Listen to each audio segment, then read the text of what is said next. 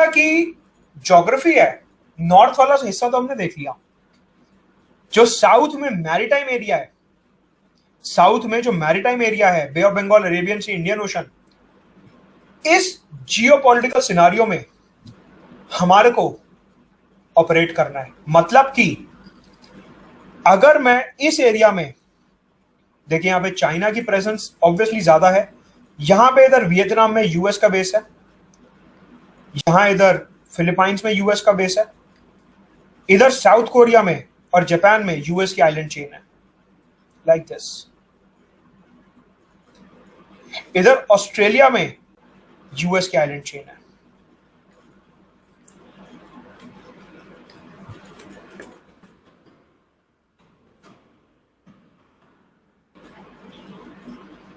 Now ये scenario है। इसका मतलब डिप्लोमेसी में हम इसको कैसे लिखेंगे, that China is trying to enhance its influence. China is trying to enhance its influence in the Indian Ocean region.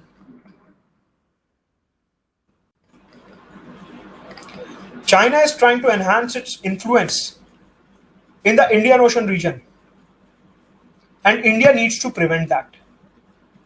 India needs to prevent that to maintain its own security.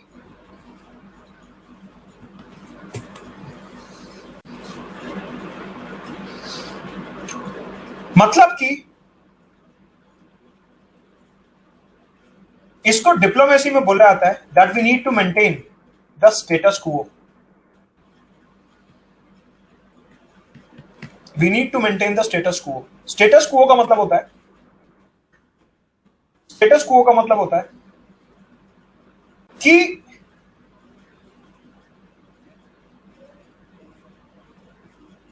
ये जो अभी position है सबके troops की, ये जो अभी position है सबकी आर्मी की, सबकी नेवी की, यही पोजीशन रहे जो चाइना और यहां पे आने की कोशिश कर रहा है और ब्लू डॉट्स लगाने की कोशिश कर रहा है, वो ना करे।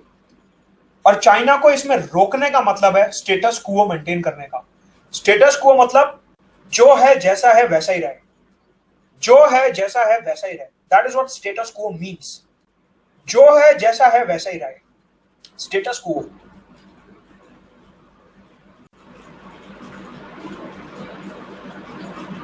इसीलिए जो मालाबार एक्सरसाइज थी, मालाबार एक्सरसाइज में ब्लैक में रिप्रेजेंट कर रहा हूं, ब्लैक कलर का मतलब है Malabar exercise. Please note, Malabar exercise, Malabar exercise जो है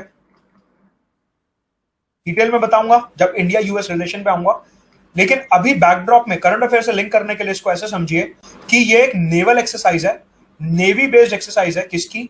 इंडिया की, यूएस की और जापान की। इन तीन देशों की नेवी बेस्ड एक्सरसाइज है मालाबार एक्सरसाइज। ठीक है,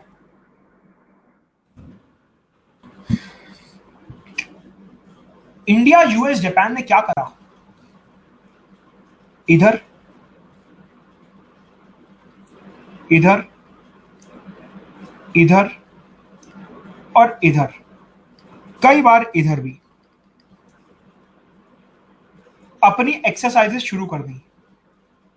मतलब कि अगर इसको डिटेल में समझे, यहां पे यूएस और जापान को बुलाने का मतलब है चाइना को सीधा सीधा सिग्नल देना कि जो आपका एक्सपेंशन चल रहा है, अगर आप और एक्सपैंड करोगे तो हम यहां पे ऑलरेडी प्रेजेंट हैं ब्लैक कलर में।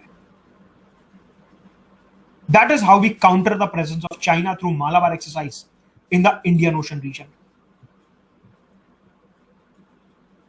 मतलब कि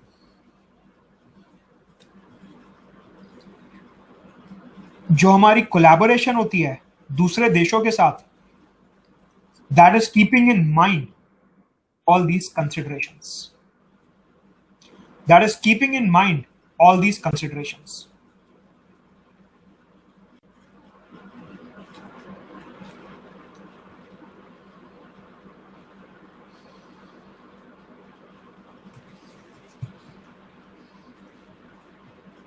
ओशंस में जितने ज्यादा आइलैंड्स के ऊपर आपका कंट्रोल होगा, ओशंस में जितने ज्यादा आइलैंड्स के ऊपर आपका कंट्रोल होगा, उतने ही ज्यादा आप पावरफुल कहलाओगे उस ओशन में। कारण उसका यह है, एक तो सिक्योरिटी कंसिडरेशन हो गया, एक तो सिक्योरिटी बेस्ड कारण हो गया कि हाँ ठीक है, सिक्योरिटी हमारी स्टेट पे है। इसके अलावा एक कारण और है, और वो ये है, मान लीजिए ब्राजील से कोई शिपमेंट आनी है, मैंने कुछ इंपोर्ट करा ब्राजील से, वो ब्राजील से आना है,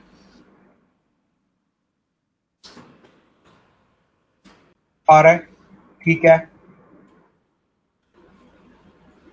यहां पे मैंने देखा चाइना के चेन्स हैं, हो सकता है कल को चाइना की जहां पे प्रेजेंस है मिलिट्री, वो मेरे शिप्स को रोकना शुरू कर दे, वो मेरे कार्गो वेसल्स को रोकना शुरू कर दे कि नहीं, यहां से पास नहीं करोगे, घूम के जाओ।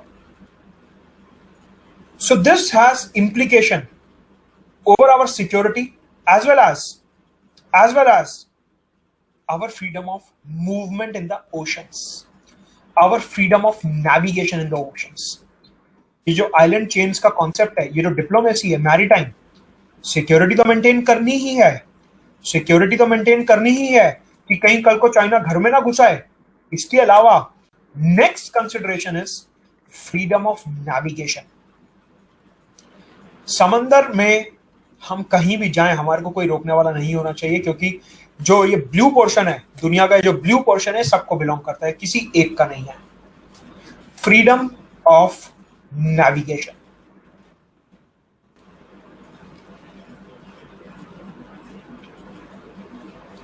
फ्रीडम ऑफ नेविगेशन मेंटेन करने के लिए, to maintain this freedom of navigation,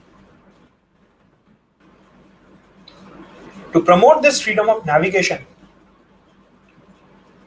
we need to ensure that these island chains are countered, that these island chains are countered। बहुत इंपॉर्टेंट कॉन्सेप्ट है, पूरी डिप्लोमेसी इस पे बेस्ड है आज। नाउ इसका देखते हैं वे फॉरवर्ड क्या है, कि इसमें नई टेंशंस कैसे बढ़ रही हैं, ध्यान से देखेंगे।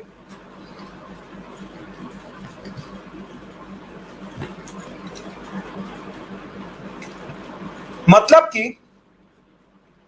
अगर मैं ऑस्ट्रेलिया के साथ अपने रिलेशंस डेवलप कर रहा हूं, if I am trying to establish closer relations with Australia, उसमें एक पॉसिबिलिटी यह है कि कल को जो ऑस्ट्रेलिया के इधर छोटे छोटे आइलैंड्स हैं, हम उधर कोलैबोरेशन शुरू कर दें, जिससे कि अपनी एक आइलैंड चेन यहां पैसिफिक रीजन में एस्टैब्लिश हो जाए।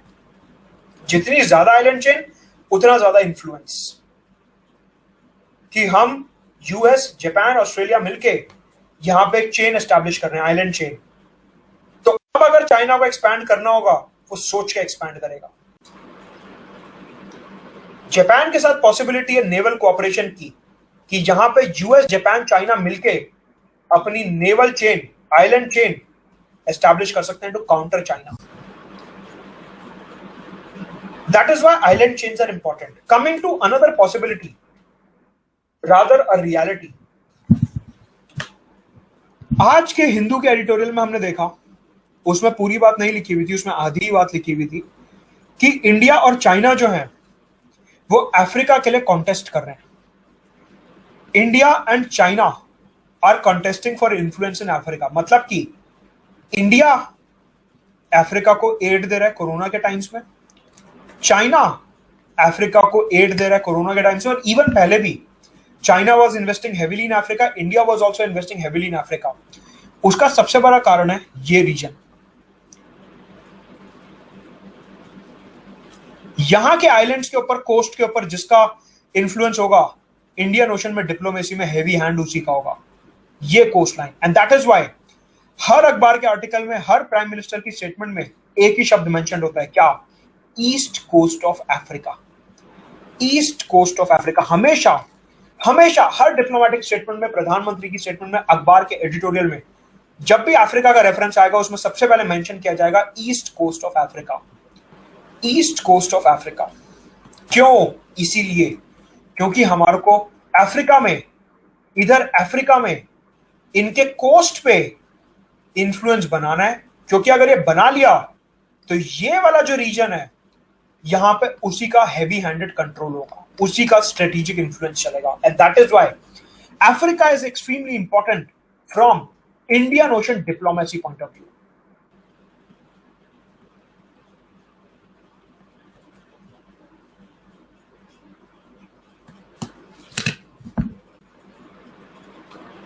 From Indian Ocean diplomacy point of view, Africa is extremely important because of this reason.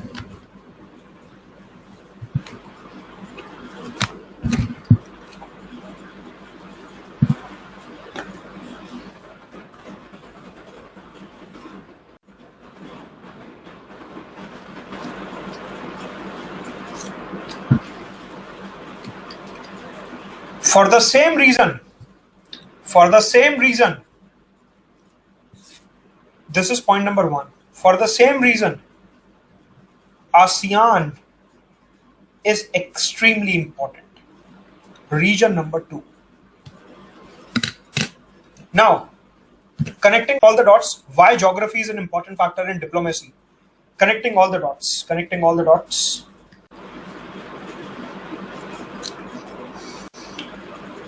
That it is keeping in mind the central position of India. Keeping in mind the central position of India in the Indian Ocean region. Keeping in mind the central position of India in the Indian Ocean region.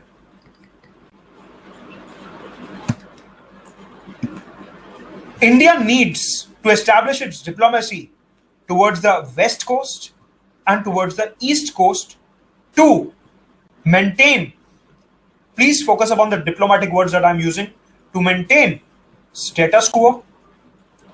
Status quo automatically means to prevent the rise of China. Diplomacy में जितना possible हो countries का नाम कम लीजिए. तो अगर आपको लिखना है कि rise of China in the Indian ocean region, rise of China in the Indian ocean region, उसकी जगह लिखिए status quo, that India wants to maintain the status quo. Status quo नाम भी नहीं आया और एग्जामिनर अपने आप समझ जाएगा कि हाँ यहां पे बात हो रही है कि चाइना का राइज हमारे को रोकना है. Status quo. Second term is freedom of navigation, जो मैंने बताया. तो हमारी जो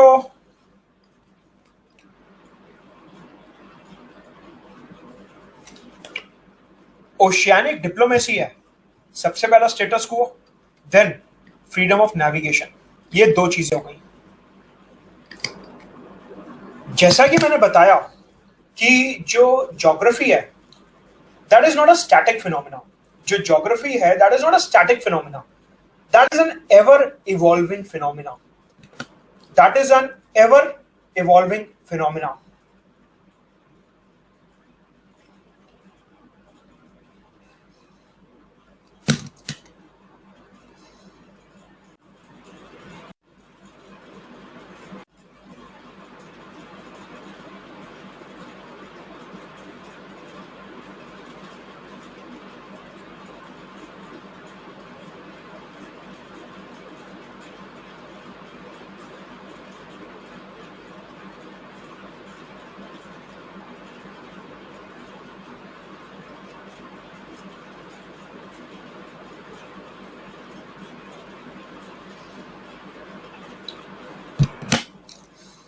हो गया? बता ली स्पेलिंग.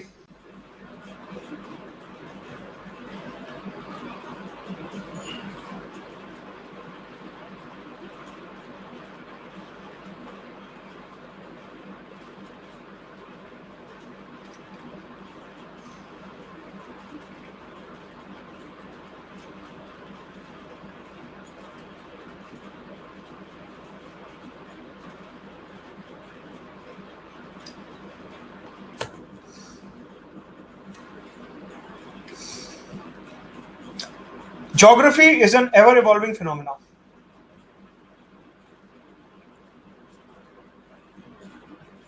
मतलब कि ज्योग्राफी की जो डेफिनेशन है that keeps on changing.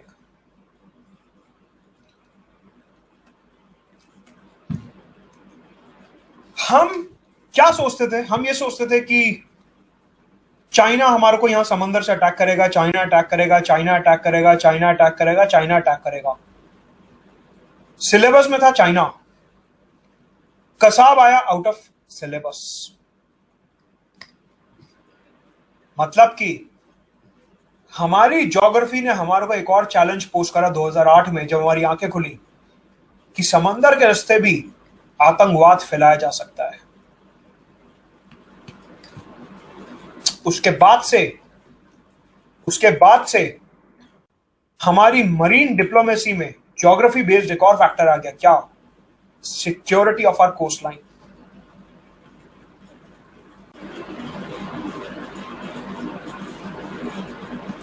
Security of our coast line. अभी तक क्या था? स्टेटस को मेंटेन करना है, मतलब चाइना का राइज जो है वो प्रिवेंट करना है। फ्रीडम ऑफ नेविगेशन, मतलब कि घूमने फिरने की आजादी होनी चाहिए। तीसरा, सिक्योरिटी ऑफ कोस्ट लाइन। ये फैक्टर ऐड हुआ 2008 के मुंबई अटैक के बाद, 26/11/2008 के बाद, कि हां, हमारी जो कोस्ट लाइन है यहां पे आतंकी हमले भी हो सकते हैं।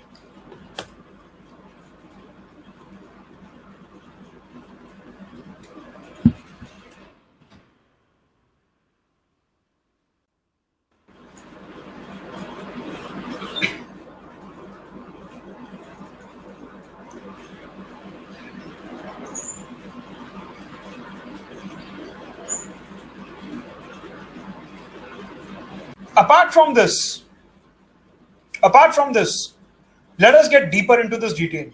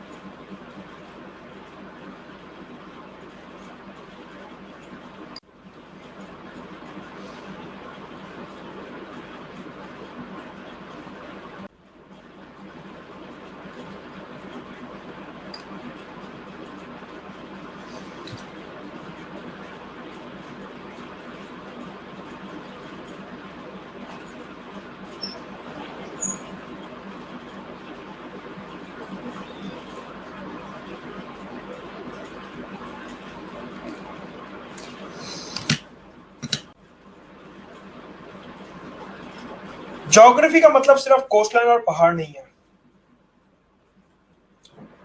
ज्योग्राफी का मतलब है नदियां भी।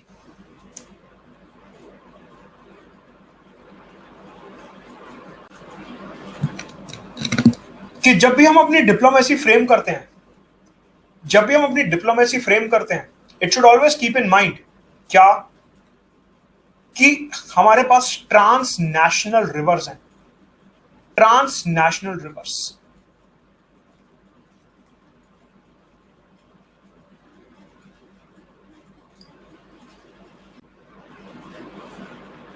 तो water sharing, hydroelectricity, multi-purpose projects, all this is a part of our diplomacy. All this is a part of our diplomacy.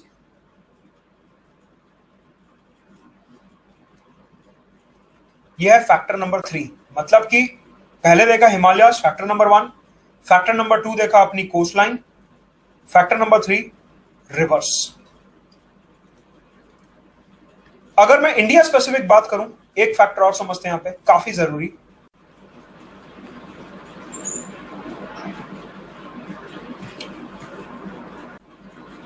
हम बांग्लादेश के साथ काफी क्लोज रिलेशन मेंटेन करके चलते हैं।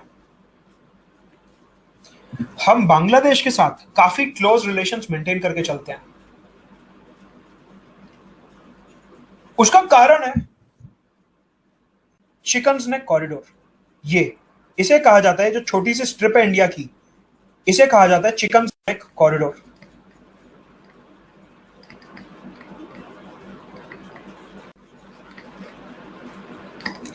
चिकन्स नेक कॉरिडोर क्योंकि काफी पतला है।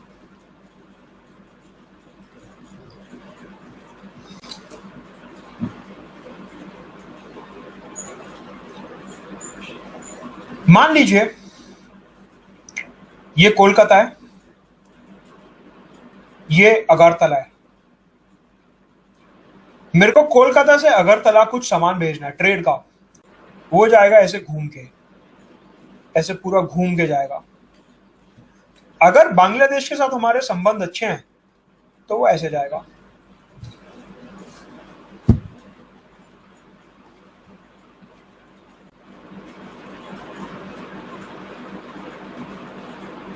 या फिर यहीं पे एक और देश है, म्यांमार। मेरे दिमाग में एक आइडिया और आया, क्या कि ठीक है मैं बांग्लादेश को तो यूज कर सकता हूं, लेकिन अगर मेरे को मिजोरम भेजना है, लेट से यहां भेजना कुछ, तो मेरे पास एक तरीका और है। कोलकाता से शिप में भेजा म्यांमार, म्यांमार से बाय रोड या फिर रेल चला गया मिजोरम। रादर देन इतना घूम के जाए, मैं म्यांमार की भी हेल्प ले सकता हूं।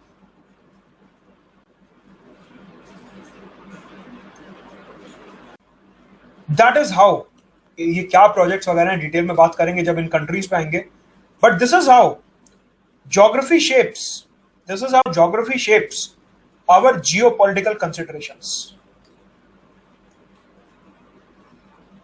Apart from this, एक एस्पेक्ट और समझते हैं, चलिए, how geography is important, how geography is important, please understand.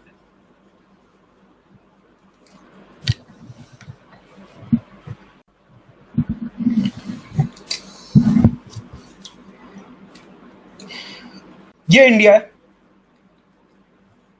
हमारे को अफगानिस्तान कुछ भेजना है। Afghanistan is a landlocked country, Afghanistan के पास कोस्ट लाइन नहीं है, समंदर नहीं है। तो हम पहले क्या करते थे, पाकिस्तान की हेल्प लेते थे, लाइक दिस, कि पाकिस्तान के थ्रू होके जाएगा और अफगानिस्तान पहुंचेगा।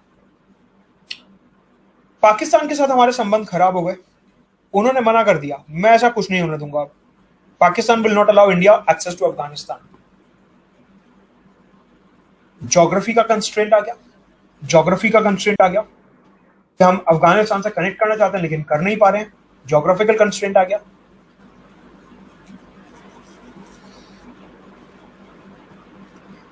फिर हमने यहां पे चाबहार पोर्ट एस्टैब्लिश करा ईरान में, इधर चाबहार पोर्ट ईरान में।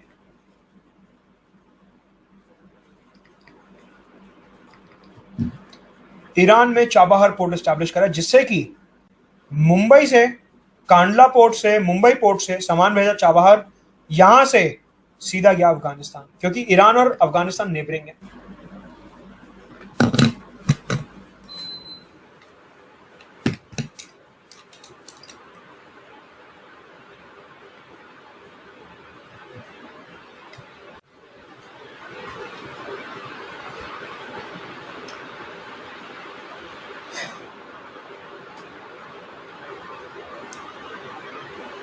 Coming to one more aspect, let us understand it in detail.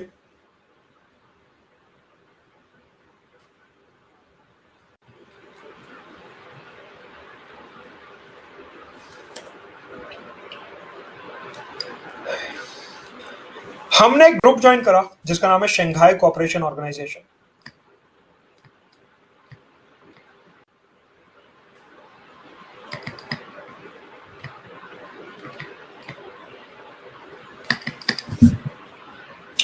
इसका प्राइम ऑब्जेक्टिव है security in central Asian region, security in central Asian region, कि सेंट्रल एशिया में security बनाए रखे, मतलब कि ये रीजन।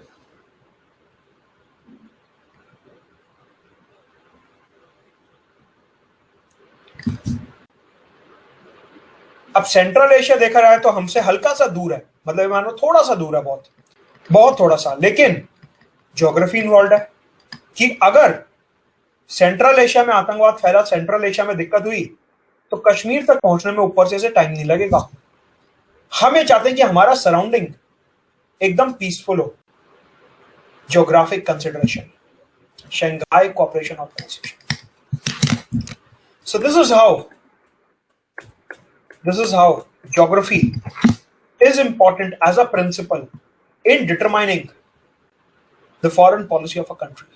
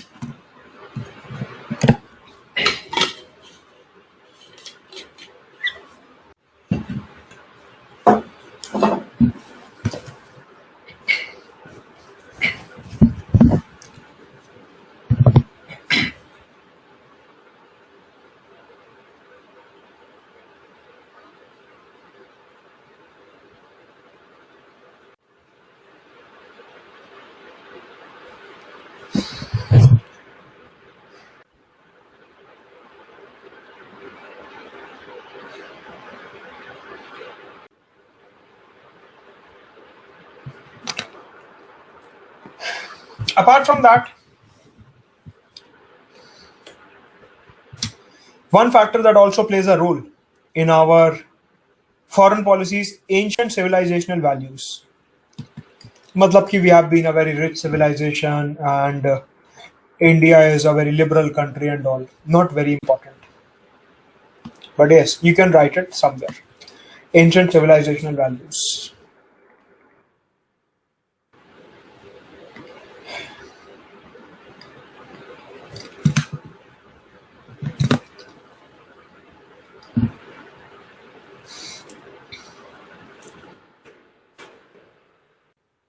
मतलब कि ये सारे प्रिंसिपल्स हैं जिनके ऊपर, ये सारे फैक्टर्स हैं जिनके ऊपर हमारी फॉरेन पॉलिसी एक्चुअली फ्रेम हुई भी है. समझ आते हैं सारे के सारे, है ना?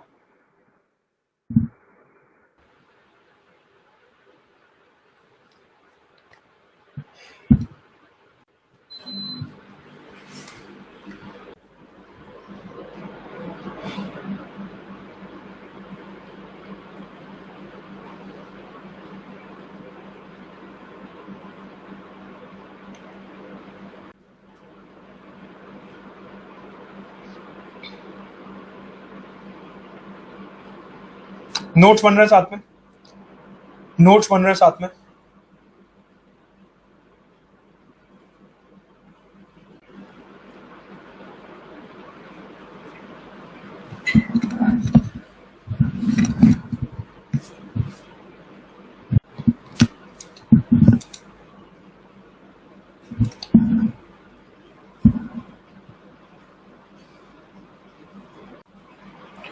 तो हमने यहां से एक चीज सीखी कि अगर हमारे को फॉरेन पॉलिसी समझनी है, अगर हमारे को फॉरेन पॉलिसी समझनी है तो सबसे ज्यादा जरूरी चीज उसके लिए है मैप.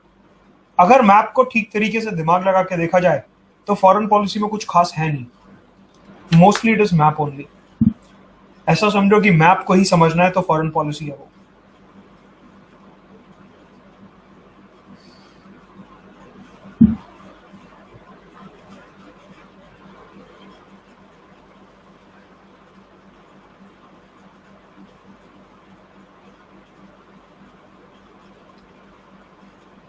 राइट. कुछ आइडिया लग रहा है, सम आइडिया.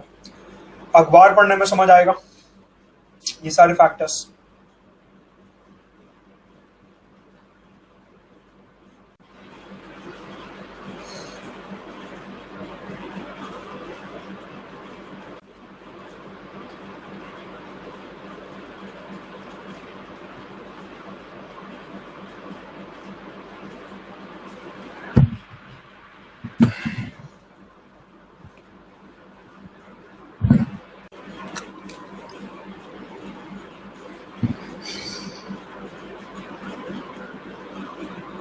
चलिए आगे चलते हैं.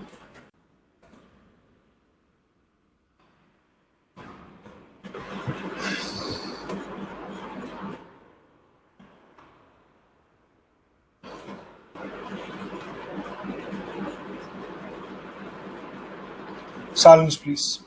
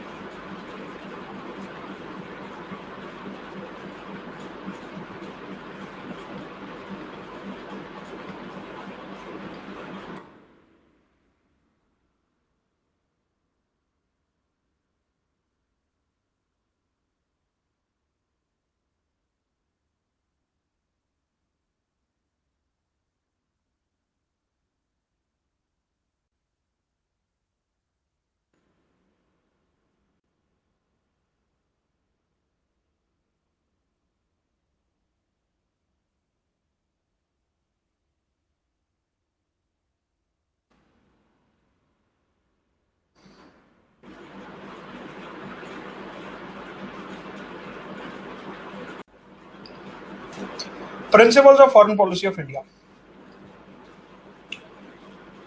कि एग्जैक्टली हमारी फॉरेन पॉलिसी के प्रिंसिपल क्या। हमने जेनाइसिस तो देख लिया कि एग्जैक्टली फॉरेन पॉलिसी को इन्फ्लुएंस करने वाले फैक्टर्स क्या क्या हैं, कि फॉरेन पॉलिसी को क्या क्या इन्फ्लुएंस कर रहा है। उसका लिंकेज देख लिया करंट अफेयर्स के साथ, कि आज की तारीख में दुनिया में जो अलग अलग जगह पे अलग अलग सिचुएशन है वो कैसे मेंटेन हो रहा है, और ये सारे प्रिंसिपल्स वहां पे कैसे लगते हैं। Now coming two pillars of foreign policy of India, कि इंडिया की जो फॉरेन पॉलिसी है एग्जैक्टली वो क्या है। तो सबसे पहली पॉलिसी हमारी है क्या, नॉन अलाइनमेंट। सबसे सबसे सबसे पहली पॉलिसी हमारी क्या है, नॉन अलाइनमेंट।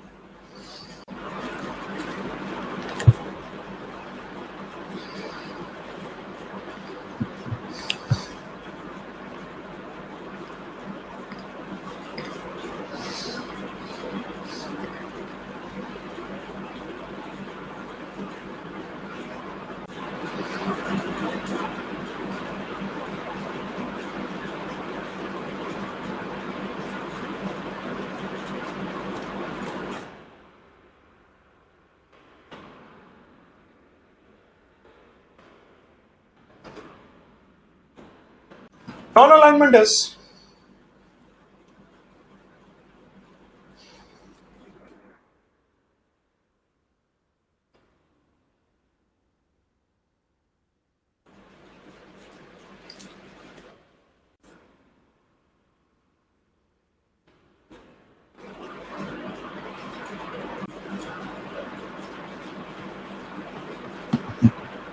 नाइनटीन 47 में हमारे को मिली इंडिपेंडेंस।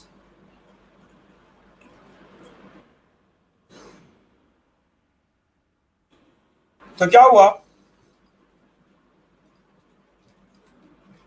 दो पावर ब्लॉक्स उस टाइम पे बने हुए थे, क्योंकि उस टाइम पे कोल्ड वॉर चल रहा था। उस टाइम पे कोल्ड वॉर चल रहा था, दो पावर ब्लॉक्स बने हुए थे, एक यूएस ब्लॉक और एक यूएसएसआर का ब्लॉक।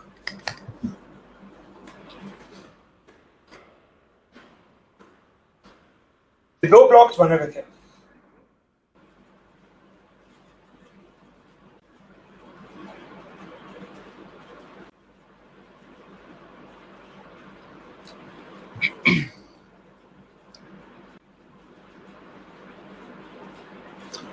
इंडिया के सामने चॉइस आई, जैसे हमारे को आजादी मिली हमारे सामने चॉइस आई कि इन दोनों में से कौन सा ब्लॉक हमारे को चूज करना है, कि हमारे को यूएस ब्लॉक में जाना है या हमारे को यूएसएसआर ब्लॉक में जाना है। हमने कहा हमारे को किसी में भी नहीं जाना, हम किसी में भी नहीं जाएंगे। जवाहरलाल नेहरू ने उस टाइम पे वर्ल्ड लीडर्स के साथ मिलकर, पर्टिकुलरली इंडोनेशिया, घाना, इजिप्ट, इंडोनेशिया, घाना, इजिप्ट, इन तीन देशों के साथ मिलकर जवाहरलाल नेहरू ने एक नई पॉलिसी का संगठन करा। A new policy was formulated known as the non alignment policy. The non alignment policy, non alignment policy means that we are neither the part of the US bloc nor we are the part of the USSR bloc। हम ना तो US bloc का part है ना ही USSR bloc का part है। We are not the part of either bloc, हम किसी भी ब्लॉक का पार्ट नहीं है।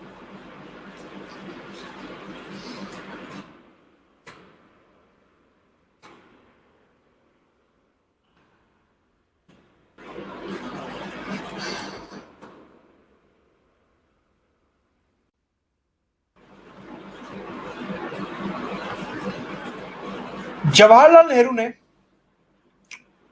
ये एक्सप्लेन करा, ये जो फिनोमेना है नॉन अलाइनमेंट का, इसे एक्सप्लेन करा। उन्होंने बोला कि मेरे लिए नॉन अलाइनमेंट का मतलब है, मेरे लिए नॉन अलाइनमेंट का मतलब है friendship with all.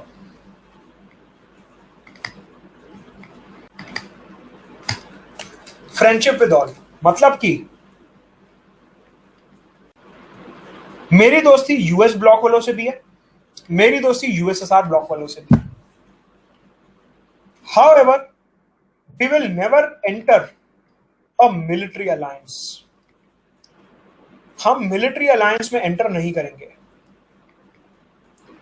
No military alliance. Will not enter any military alliance.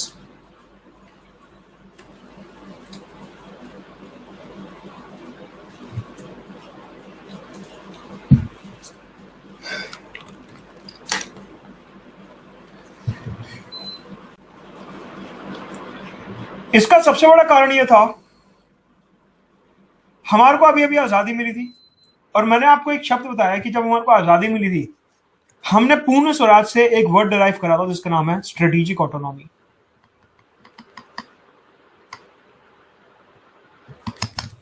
Strategic autonomy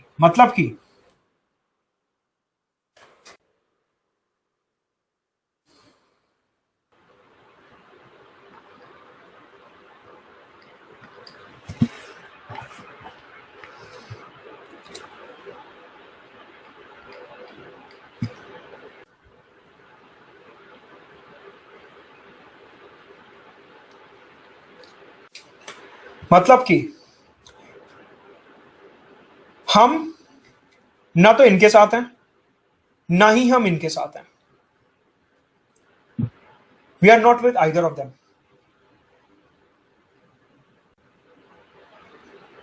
Jawaharlal Nehru ने उस टाइम पे लॉजिक दिया, और ये आज भी वैलिड है, ये आज भी वैलिड है। कैसे समझते हैं? जवाहरलाल नेहरू ने लॉजिक दिया कि मान लीजिए हम यूएस वाला जो ब्लॉक है वो ज्वाइन कर लेते हैं। अब उसमें यूएस है, यूके है, फ्रांस है, बड़े बड़े बड़े बड़े देश हैं सारे। अगर इंडिया ये ग्रुप ज्वाइन करता है तो इंडिया को यूएस के ऑर्डर सारे के सारे मानने पड़ेंगे। यूएस बोलेगा ये करो तो करना पड़ेगा, यूएस बोलेगा वो करो तो करना पड़ेगा। तो ऐसी आजादी किस बात की जब हमारे को ग्रुप के लीडर का ही ऑर्डर मानना है। सिमिलरली अगर हम यूएसएसआर ब्लॉक ज्वाइन करते हैं तो हमारे को यूएसएसआर के सारे ऑर्डर मानने पड़ेंगे। नेहरू ने बोला इतनी मुश्किल से हमारे को आजादी मिली है, स्ट्रेटेजिक ऑटोनॉमी मिली है, किसी का ऑर्डर मानने के लिए थोड़ी ना मिली है। ग्रुप्स, क्योंकि ये बड़े बड़े देशों के ग्रुप्स हैं, क्योंकि ये बड़े बड़े देशों के ग्रुप्स हैं, इनको ज्वाइन करने का मतलब है ऑर्डर मानना इनके, और वो हम मानेंगे नहीं। एंड हेंस नेहरू सेड दोस्ती हमारी सबसे है, लेकिन मिलिट्री अलायंस हम किसी के साथ नहीं करेंगे। दोस्ती हमारी सबसे है, मिलिट्री अलायंस हम किसी के साथ नहीं करेंगे। सबसे पहली बात तो सबसे पहला मतलब नॉन अलाइनमेंट से यह था, मतलब कि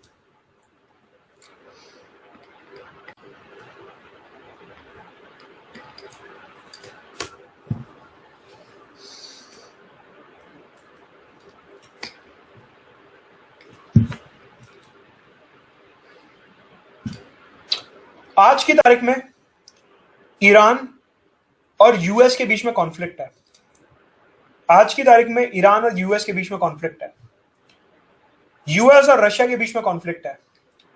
यूएस और चाइना के बीच में कॉन्फ्लिक्ट है। सऊदी अरेबिया ईरान के बीच में कॉन्फ्लिक्ट है। ईरान इजराइल के बीच में कॉन्फ्लिक्ट है।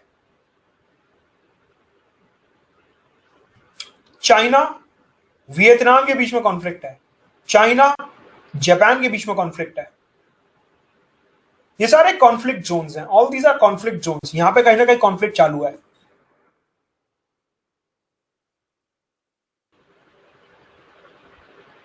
इंडिया की नॉन अलाइनमेंट पॉलिसी का मतलब है, इंडिया की नॉन अलाइनमेंट पॉलिसी का मतलब है कि चाहे ये आपस में कुछ भी लड़ें, कुछ भी करें, हम ना तो रशिया की साइड ले रहे, ना यूएस की साइड ले रहे। हम ना यूएस की साइड ले रहे, ना ईरान की साइड ले रहे। हम ना यूएस की साइड ले रहे, ना चाइना की साइड ले रहे। हम ना चाइना की साइड है, ना वियतनाम की साइड है। हम ना चाइना की साइड है, ना जापान की साइड है। ना सऊदी अरेबिया की साइड है, ना ईरान की साइड है। ना ईरान की साइड है, ना इजराइल की साइड है। हम सबसे दोस्ती बना के चलेंगे। यह है हमारी नॉन अलाइनमेंट का मतलब, कि हमारी दोस्ती सबसे है।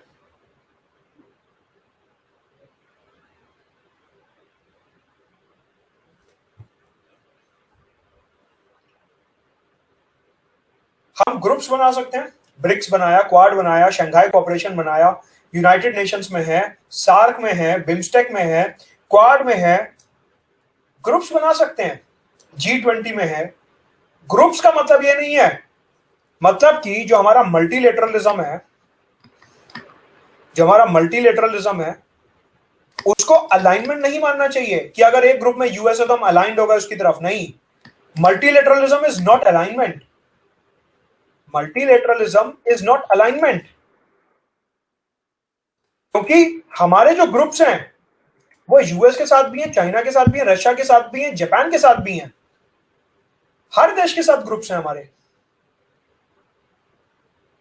तो हमारा जो मल्टीलेटरलिज्म है उसको हमारा अलाइनमेंट नहीं मानना चाहिए कि हाँ हम मालाबार एक्सरसाइज कर रहे हैं तो हम यूएस की साइड है। नहीं, अगर हम मालाबार एक्सरसाइज कर रहे हैं तो हम शंघाई कोऑपरेशन में भी तो हैं जिसमें चाइना और रशिया है। अगर हम क्वाड का पार्ट है तो हम ब्रिक्स का भी तो पार्ट है जिसमें चाइना और रशिया है। अगर हम G20 का पार्ट है तो हम यूनाइटेड नेशंस का भी तो पार्ट है। सो मल्टीलेटरलिज्म का मतलब अलाइनमेंट नहीं होता। मल्टीलेटरलिज्म में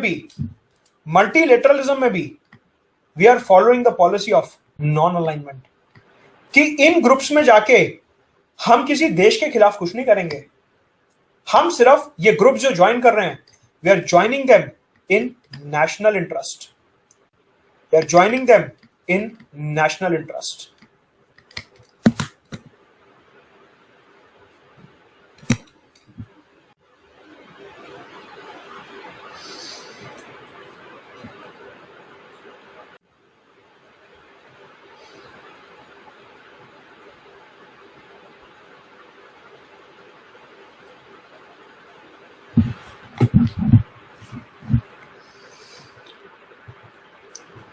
तो सबसे पहली बात यह है हमारी नॉन अलाइनमेंट का मतलब कि हम सबके दोस्त हैं। इसके अलावा जवाहरलाल नेहरू ने एक्सप्लेन करा क्या कि जो नॉन अलाइनमेंट है उसका मतलब है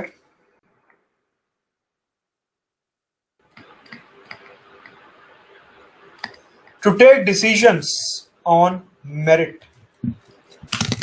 जितने भी डिसीजंस हैं वो हम मेरिट पे लेंगे।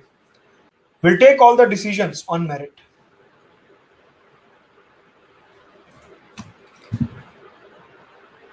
Without any external influence.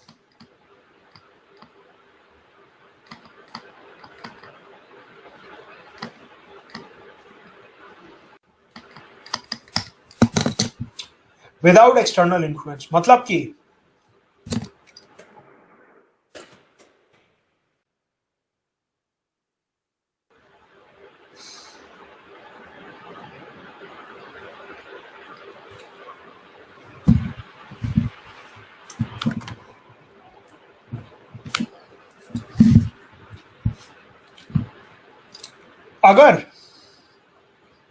कि अगर मेरे को यहां ईरान में चाबहार पोर्ट बनाना है, मेरे को ईरान में इधर चाबहार पोर्ट बनाना है, तो यूएस मेरे को इन्फ्लुएंस नहीं कर सकता, मैं बनाऊंगा।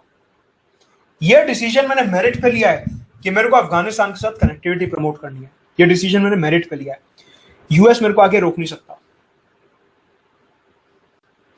अगर मैं जापान के साथ न्यूक्लियर डील साइन कर रहा हूं तो चाइना मेरे को आके नहीं रोक सकता कि मेरा कॉन्फ्लिक्ट है, मत करो।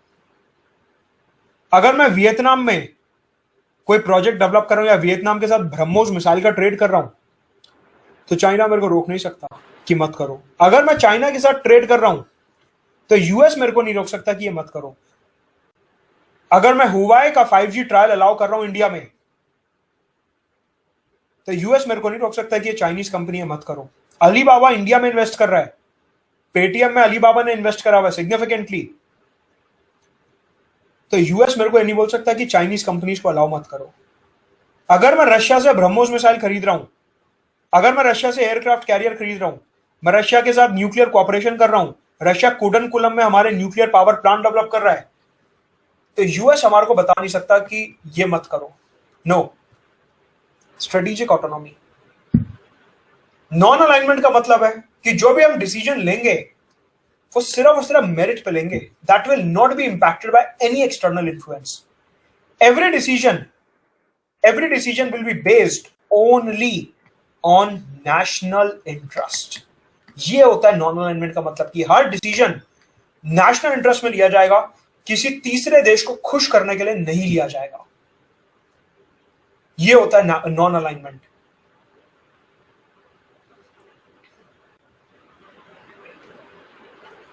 कि जो हम डिसीजन ले रहे हैं वो सिर्फ और सिर्फ देश के हित में ले रहे हैं। जो डिसीजन ले रहे हैं national interest, economy, security, world order, इन तीन चीजों को ध्यान में रखते हुए ले रहे हैं। Multipolar world order. जो भी डिसीजन ले रहे हैं वो हमेशा नेशनल इंटरेस्ट में ले रहे हैं।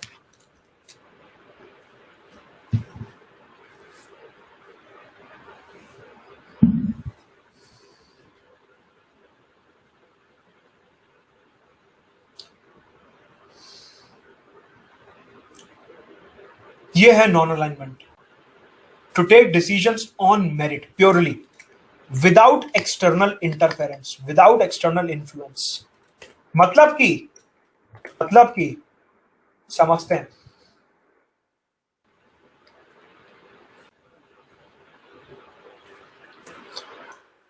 करंट अफेयर्स 2 जून 2020। ऑस्ट्रेलिया ने बोला कि इंडिया चाइना के बीच में लद्दाख में क्या डिस्प्यूट चल रहा है, मेरे को उससे मतलब नहीं है।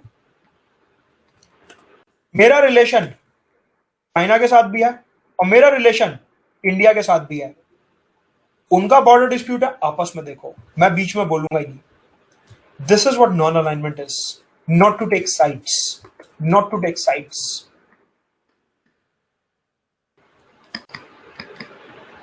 तो इंडिया चाइना के डिस्प्यूट के केस में Australia followed the policy of non alignment. मतलब कि अगर इंटरव्यू में आपसे पूछा जाता है कि इंडिया और ऑस्ट्रेलिया क्लोज आ रहे हैं, उनकी जो स्ट्रेटेजिक पार्टनरशिप है, उनका जो कॉपरेशन है वो इंक्रीज हो रहा है, क्यों हो रहा है, तो आप कहोगे कि देखो ऑस्ट्रेलिया भी नॉन अलाइनमेंट की पॉलिसी फॉलो करता है और इंडिया भी नॉन अलाइनमेंट की पॉलिसी फॉलो करता है। सबसे बड़ा फैक्टर जो दो देशों को लिंक करता है इंडिया और ऑस्ट्रेलिया को, वो नॉन अलाइनमेंट है। तो इस तरीके से न्यूज़पेपर के आर्टिकल्स में आपको अपनी पॉलिसी का बेसिस ढूंढना है।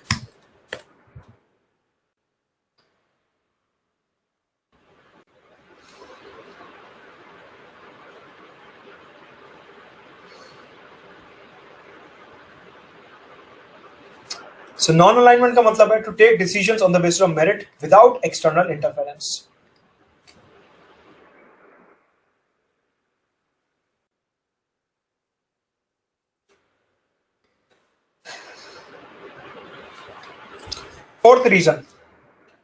फोर्थ रीजन कि हम क्यों नॉन अलाइनमेंट फॉलो कर रहे हैं।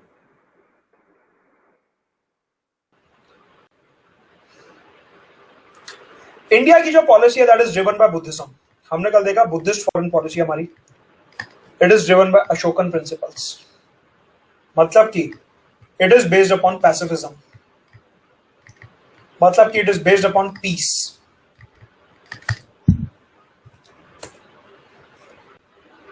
जवाहरलाल नेहरू ने बोला कि अगर यूएस और यूएसएसआर के बीच में, I will be right back in a minute, 1 minute में आता हूं।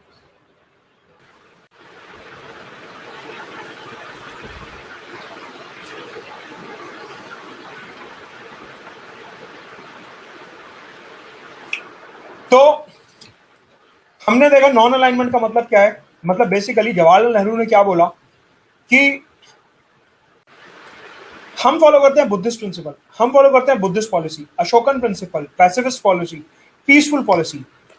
जवाहरलाल नेहरू ने यहां पे बोला कि देखो अगर मान लो यूएसएसआर और यूएस लड़ रहे हैं, इंडिया को लड़ाई का हिस्सा नहीं बनना, इंडिया को लड़ाई का हिस्सा नहीं बनना। इंडिया को क्या करना है, इंडिया को क्या करना है, as a part of the non-alignment policy, India has the power to act as a bridge between them. हमारे को इनके बीच में ब्रिज की तरह एक्ट करना है। मतलब कि यूएस और यूएसएसआर के बीच में वॉर ना हो, इनकी टेंशन्स कम हो जाएं, इसलिए इंडिया ब्रिज की तरह एक्ट करेगा। मतलब कि क्योंकि इंडिया के नॉन अलाइनमेंट के अंदर दोनों के साथ रिलेशन अच्छे हैं, and hence India will act as a bridge. India will act as a bridge क्योंकि इंडिया के दोनों के साथ रिलेशन अच्छे हैं। This is the advantage of non alignment, क्योंकि हमारे दोनों साइड से रिलेशन अच्छे हैं, क्योंकि हमारे दोनों साइड के साथ रिलेशन अच्छे हैं, that is why we can act as a bridge. And hence अगर हम ब्रिज की तरह एक्ट करेंगे तो वर्ल्ड में वॉर कम होगा और पीस की प्रोबेबिलिटी ज्यादा बढ़ेगी, पीस की प्रोबेबिलिटी ज्यादा बढ़ेगी।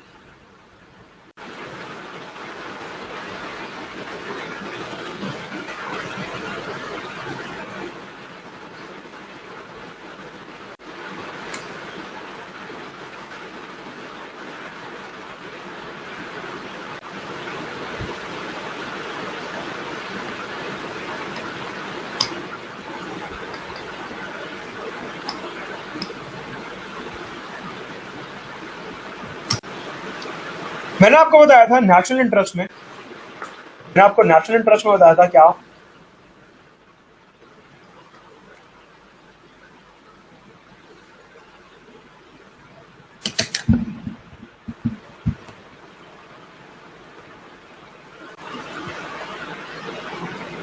कि अगर नेशनल इंटरेस्ट में हम किसी से एंगेज कर रहे हैं तो उसके तीन फैक्टर्स होंगे। क्या? सबसे बड़ा फैक्टर होगा उसका इकोनॉमिक इंटरेस्ट, दूसरा फैक्टर होगा सिक्योरिटी, तीसरा होगा वर्ल्ड ऑर्डर। वर्ल्ड ऑर्डर में मैंने आपको बताया था मल्टीपोलर वर्ल्ड ऑर्डर।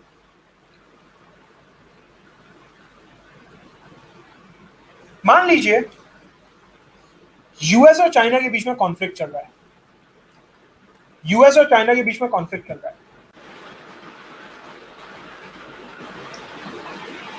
अगर इंडिया यूएस को सपोर्ट करता है, अगर इंडिया यूएस को सपोर्ट करता है मतलब कि चाइना को कमजोर करने की कोशिश करता है, तो अल्टीमेटली यूएस पावरफुल होगा and we will again move towards the unipolar world. हम ये चाहते हैं कि ना तो यूएस बहुत ज्यादा स्ट्रांग हो, ना ही चाइना बहुत ज्यादा स्ट्रांग हो। अगर हम किसी की भी साइड लेते हैं तो मतलब वो साइड स्ट्रांग हो सकती है, आगे जाके यूनिपोलर में कन्वर्ट हो सकती है, हम वो नहीं चाहते। इसका मतलब non alignment policy helps us to establish a multipolar world. Non alignment policy के थ्रू बिना किसी की साइड लिए, बिना दूसरी पार्टी को डिस्ट्रॉय करे,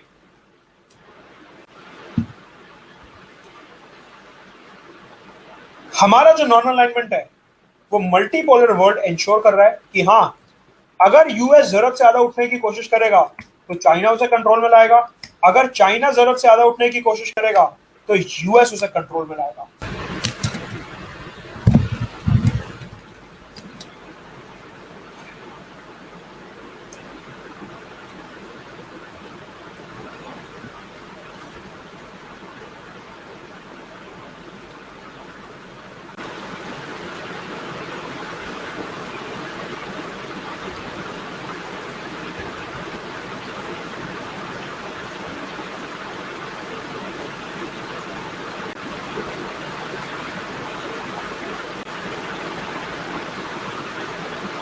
ये है हमारी नॉन अलाइनमेंट का मतलब।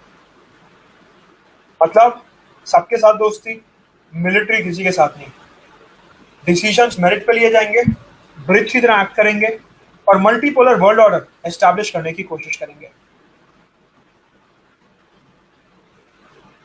उसी टाइम पे नेहरू ने उसी टाइम पे नेहरू ने एक पॉइंट और एक्सप्लेन करा।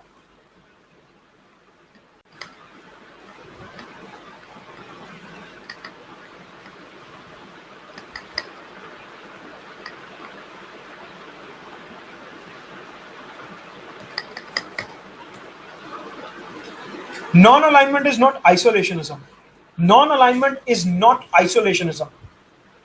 मतलब कि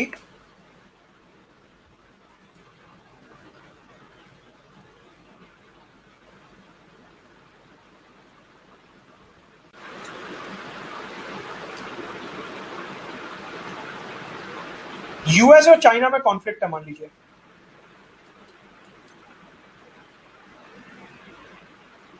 यूएस और चाइना में कॉन्फ्लिक्ट है,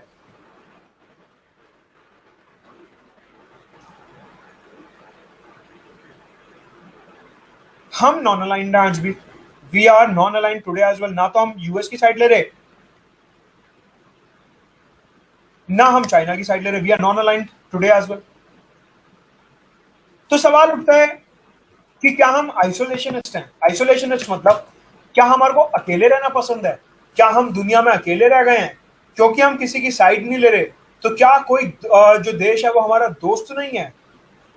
सवाल उठता है कि क्या हम बिल्कुल अकेले पड़ चुके हैं?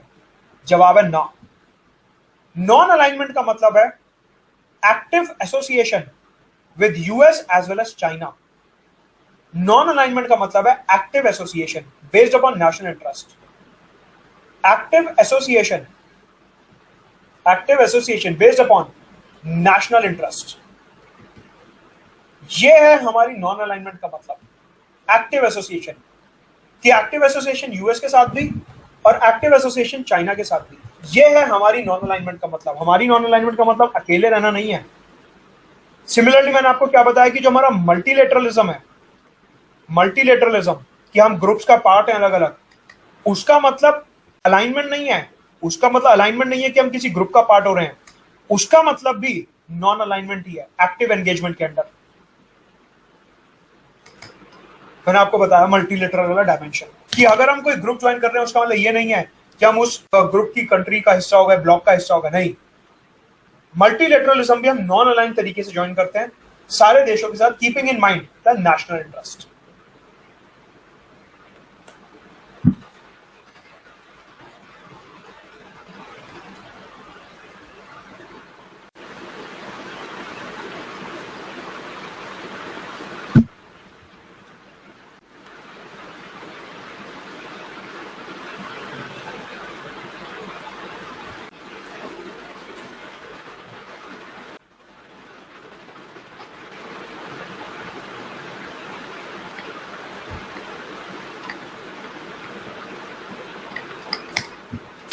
नॉन अलाइनमेंट के ऊपर अगर 250 वर्ड्स का आंसर लिखने के लिए आता है तो वहां पे आप उससे ज्यादा लिख सकते हो, लेकिन ये सारा का सारा जो एनालिसिस है, अगर डिप्लोमेसी के ऊपर हमारे को एस्से लिखने के लिए आता है 1500 वर्ड्स में, 1250 वर्ड्स में, वहां पे काम आएगा।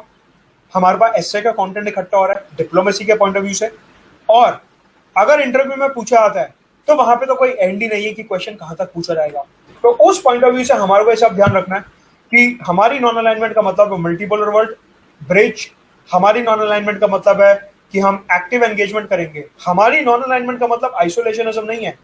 मतलब कि अगर ईरान और सऊदी अरेबिया में लड़ाई है, ईरान और सऊदी अरेबिया में कॉन्फ्लिक्ट है, तो हम ईरान के साथ भी कोऑपरेट करते हैं और सऊदी अरेबिया के साथ भी। सऊदी अरेबिया से तेल लेते हैं, ईरान में चाबहार पोर्ट प्रोजेक्ट बना रहे हैं, सो हम दोनों के साथ कोऑपरेट कर रहे हैं।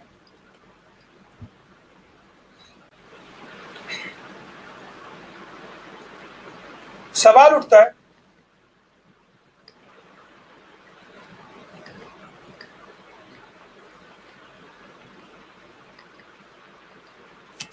कि क्या नॉन अलाइनमेंट का मतलब है इक्वी डिस्टेंस। मतलब कि मैप के थ्रू समझते हैं।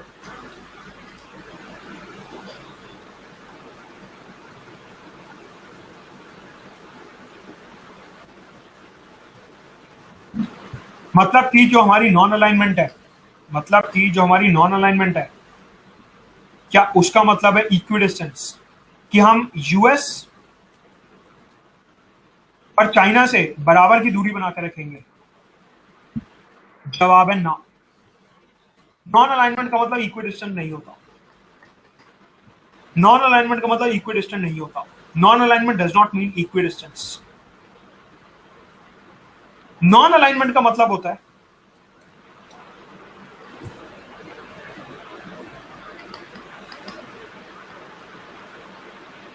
Active engagement based upon national interest. मतलब कि समझते हैं,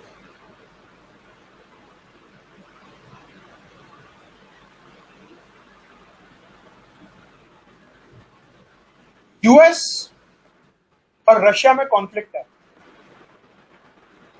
लेकिन हम इक्वी डिस्टेंट नहीं है, इनसे बराबर की दूरी नहीं मेंटेन करेगी। मतलब कि अगर मैं बात करूं सॉफ्टवेयर एक्सपोर्ट की, कि इन्फोसिस टीसीएस जैसी कंपनियां बाहर एक्सपोर्ट कर रही हैं सॉफ्टवेयर, वहां पे उस पर्टिकुलर डोमेन में हम यूएस के ज्यादा पास हैं, उस पर्टिकुलर डोमेन में हम यूएस के ज्यादा पास हैं।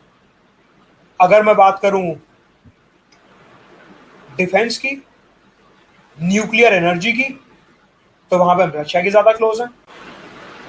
मतलब न्यूक्लियर डोमेन में हमारा टिल्ट इधर है, सॉफ्टवेयर में हमारा टिल्ट इधर है। एजुकेशन की बात करें तो हमारा डियास्पोरा, जो हमारे जो स्टूडेंट्स, हमारा जो यूथ है, वो सबसे ज्यादा यूएस पढ़ने जाता है। New York university, MIT and all these universities, California university, ये सब। तो उस डोमेन में हम यूएस के ज्यादा क्लोज हैं। अगर हम बात करें इंडियन ओशन रीजन की, यहां पे अगेन हम यूएस के ज्यादा क्लोज हैं। लेकिन अगर हम बात करें सेंट्रल एशिया की, तो शंघाई कोऑपरेशन ऑर्गेनाइजेशन की वजह से हम रशिया के ज्यादा क्लोज हैं। मतलब हम यूएस और रशिया दोनों के क्लोज हैं, डिपेंडिंग कि कौन से मुद्दे की बात हो रही है। अगर बात हो रही है डिफेंस हार्डवेयर की, न्यूक्लियर टेक्नोलॉजी की, तो हम रशिया के बहुत ज्यादा क्लोज हैं। अगर बात हो रही है एजुकेशन की, अगर बात हो रही है वीजा रेजीम की, अगर बात हो रही है पेटेंट्स की, फार्मास्यूटिकल्स की, तो हम यूएस के ज्यादा क्लोज हैं। तो नॉन अलाइनमेंट का मतलब इक्वी डिस्टेंस नहीं है। नॉन अलाइनमेंट का मतलब इक्वी डिस्टेंस नहीं है। नॉन अलाइनमेंट का मतलब है active engagement based upon our national interest. मतलब कि एक एग्जांपल और समझते हैं।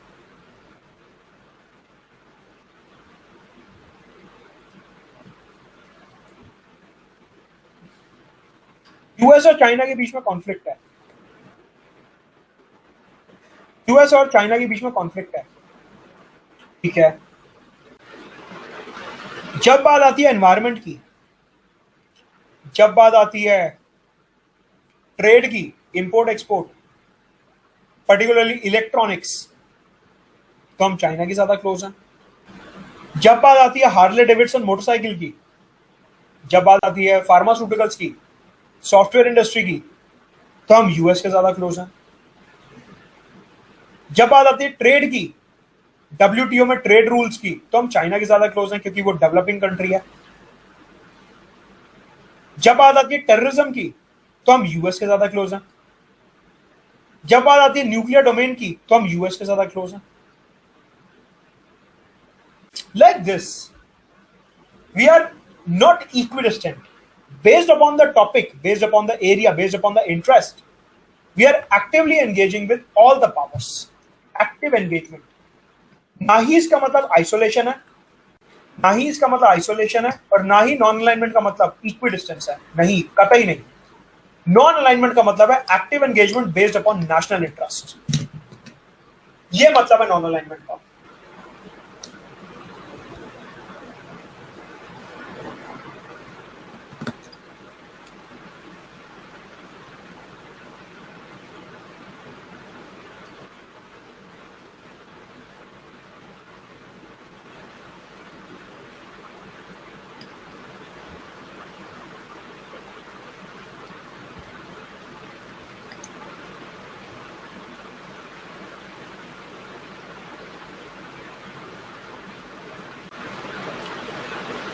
इसके अलावा एक सवाल और उठता है, एक सवाल और उठता है, and that is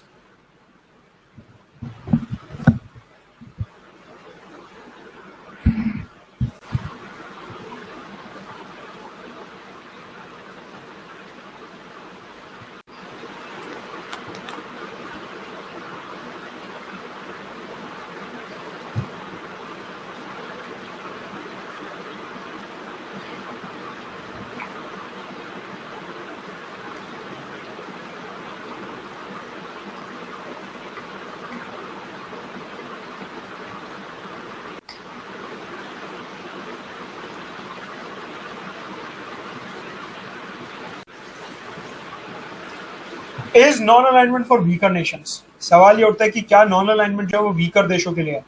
India, Indonesia, Ghana, Egypt, ये सारे देश जो है, अजरबैजान, वेनेजुएला, ये सारे जो देश हैं, ये नॉन अलाइनमेंट का पार्ट है। तो सवाल ये उठा, कुछ पॉलिटिकल थिंकर्स ने, कुछ पॉलिटिकल स्कॉलर्स ने यहाँ पे सवाल उठाया कि ये जो नॉन अलाइनमेंट है, क्या ये वीकर सेक्शंस के लिए है? जवाब है ना, ये वीकर नेशंस के लिए नहीं है। ये उन देशों के लिए है who believe in peaceful rule based world order.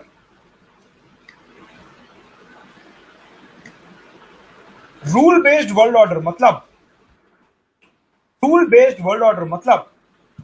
कि जो दुनिया के नियम कायदे कानून है हम उनको फॉलो करेंगे, हम किसी भी कानून के अगेंस्ट नहीं जाएंगे। That is what is the rule based world order is. उसे कहा जाता है रूल बेस्ड वर्ल्ड ऑर्डर। कि जो यूनाइटेड नेशंस, WTO, WHO, इन सब के जो कानून हैं, इन सब के जो रूल्स हैं, उनको ध्यान में रखते हुए हम दुनिया का एक ऑर्डर बनाएंगे जिससे सारे देश रूल्स को फॉलो करें। नहीं तो क्या होगा कि अगर हम एक पार्टी की साइड ले लेंगे तो हमारे को उसके रूल्स फॉलो करने पड़ेंगे। यूएस कहेगा पाकिस्तान पे अटैक करो तो करना पड़ेगा, अगर हम यूएस ब्लॉक में है तो। यूएसएसआर कहेगा अफगानिस्तान पे ब्लॉक करो तो अटैक करो तो करना पड़ेगा क्योंकि हम यूएसएसआर के ब्लॉक में फिर। तो इस वजह से हमने रूल बेस्ड जो दुनिया के रूल्स हैं यूनाइटेड नेशंस के, इन सब के, वो फॉलो करने के लिए हमने किसी भी ब्लॉक को ज्वाइन नहीं करा, क्योंकि हम किसी देश के रूल्स फॉलो नहीं करेंगे, हम दुनिया के कायदे कानून फॉलो करेंगे। To maintain a peaceful rule based world order, हमने नॉन अलाइनमेंट फॉलो करा।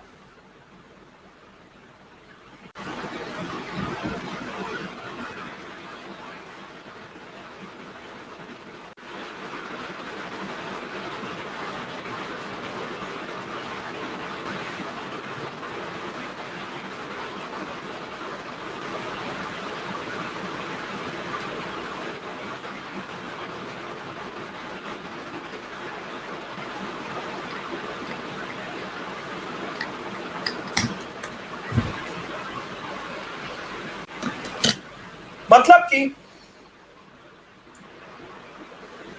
अगर मैं नॉन अलाइनमेंट की बात करता हूं,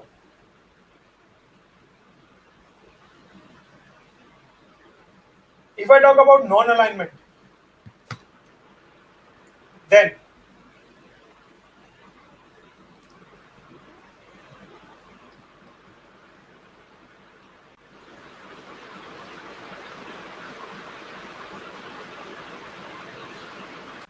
नॉन अलाइनमेंट का मतलब है